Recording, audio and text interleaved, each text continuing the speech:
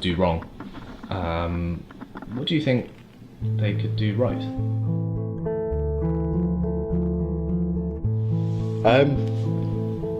It comes down to a number of things, and they are all connected. But probably one of the most important things, I think, is actually the way people view money. Right. And the way there's two main problems with most people in the way that they view money. The first major problem that I've picked up on over the years is people not really understanding the function of money, why it exists. And if you don't understand why money exists and its real function, you tend to have no respect for it. And the second thing is actually to do with emotion towards money. So having some sort of emotional barrier towards money itself.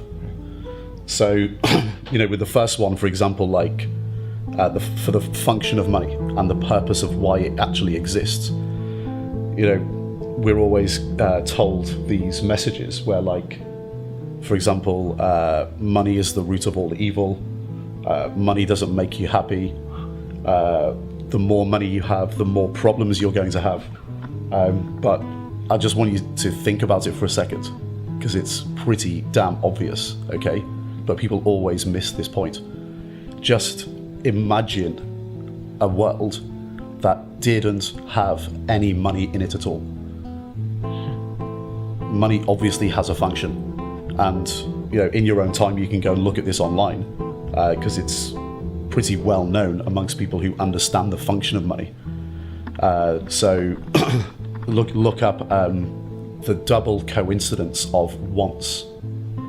The double coincidence of wants is really important to understanding the function of money, because without money we essentially live in a barter economy, and everything that we're used to consuming in the world now has come about because of the function of money. And it makes society work. It's something that if you understand why it exists, to solve the need of the double coincidence of wants, you respect it more. And people don't get this. So look up the double coincidence of wants and look up the alternatives. So the barter economy, that's the alternative. And we're led to believe a lot of the time that wanting money is a bad thing, and people blur the lines between wanting to do better for yourself and your family and that type of greed, and the greed of harming or abusing other people, and money is the medium through that. So one, in my mind, is a positive greed, in that you want to do better for yourself and you want to do better for your family. In my mind, there's nothing wrong with that. The other type of greed, obviously, is not good. It's a negative greed, where you're harming other people to become wealthy. And you don't have to do that. If you just understand the function of money, firstly, and respect it, you'll realize that money isn't the root of all evil. It's greed that's the root of all evil, in a negative sense, when you're harming other people. Money has a function, and there's a positive greed. So again, imagine your life or the world without money in it. Everything that you consume, everything that you experience these days is a function of the monetary system that's built up over hundreds of years. And we've come from the barter economy to be where we are today. Without it, society literally would not function. So understand it and respect it. That's the first thing. And understand the difference between positive and negative greed, and do the right things. And what you've also got to understand as well is money itself. In enterprise, for example, there's only two inputs to enterprise: capital and labor. And what you've got to understand is that money itself is a commodity. And labor is a commodity as well. And they both have prices. So capital has a price and labor has a price. So for capital, the price is interest. And for labor, it's the price that labor is willing to work for.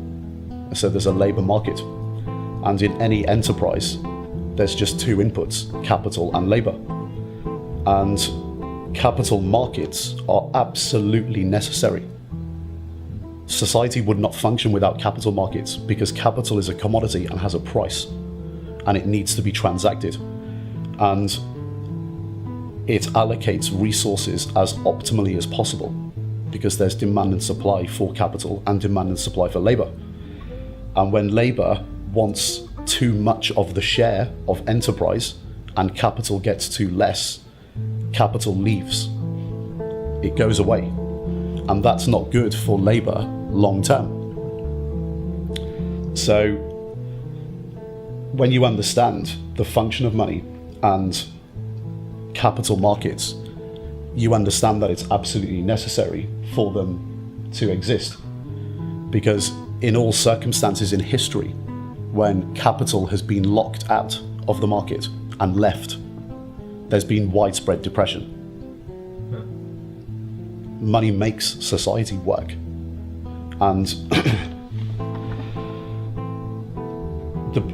a small problem is that, these days it's very popular to have this view of the world, this view of money, that the system is broken and doesn't work. Well, it does, because there is no better alternative. It's not perfect, but there's no better alternative. And just because, for example, someone was born with no capital doesn't mean the system is wrong or unfair. They just need to understand the role of money and understand its function. So all of these messages that we get about money, so money is the root of all evil, no, it's not. Greed is. Money doesn't make you happy. Well, people that I know and myself with money who have done quite well for themselves, we know that. Then we're not stupid. These guys aren't stupid. And they absolutely know it doesn't make them happy. They're generally speaking exactly the same as they were when they were young and had no money. They're exactly the same type of people, but they're just a little bit older and a little bit wiser. And the other sayings, so the more money you have, the more problems you have. Well, it's just not the case. The more money, you only have problems if you don't manage your money properly. So if you manage it well, then you're gonna do okay. You're actually probably gonna be more comfortable, more relaxed, have more freedom, more choices, and probably it helps you become happier. It doesn't make you happy, it just helps you become happier. So all these messages that people get told, constantly growing up, this creates the second problem as well. So first of all, not understanding the function of money, but secondly, also having emotional barriers to money. This is the second problem. And actually, I can just go off and I'll come back in a second to illustrate the point. Okay. All right. All right. I'll be back in a second. Wait there. I can go and get something and to illustrate the point more accurately. Okay.